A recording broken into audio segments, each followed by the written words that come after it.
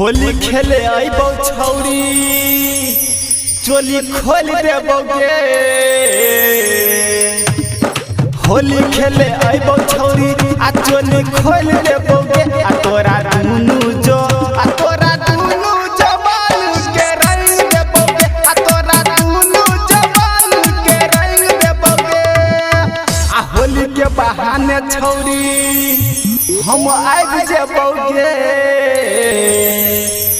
होली के बहाने छौरी हम आइब जेबोगे। आ तोरा चोली में रंग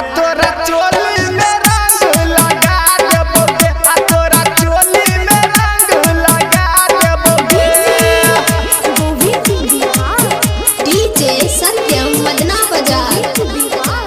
आ छौरी होली के मजा उठा ले नगे। चोली खोल तो रंग डलवा ले नगे। छौरी होली के मजा उठा ले नगे। छोरा रसना से रंग डलवा ले नगे।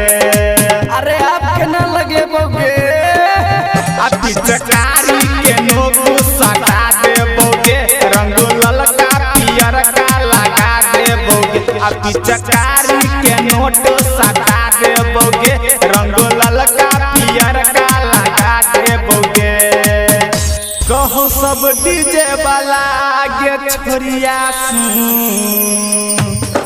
कहो सब डीजे वाला होली बढ़ा देतोगे। आ तोरा दुनु जो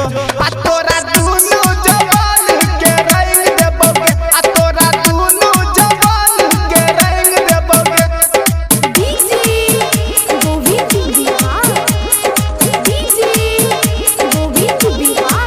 आ तोहर गोले छौरी गोले सब छौरा घूमै छौ हेगे टोले।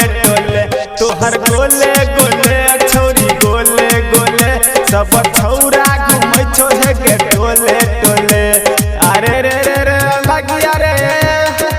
आ तोहर ऊपर सामान छौरी सटल सब डीजे वाला के नजर तोरे ऊपर। तोहर ऊपर सामान छौरी सटल सब डीजे वाला के नजर तोरे ऊपर।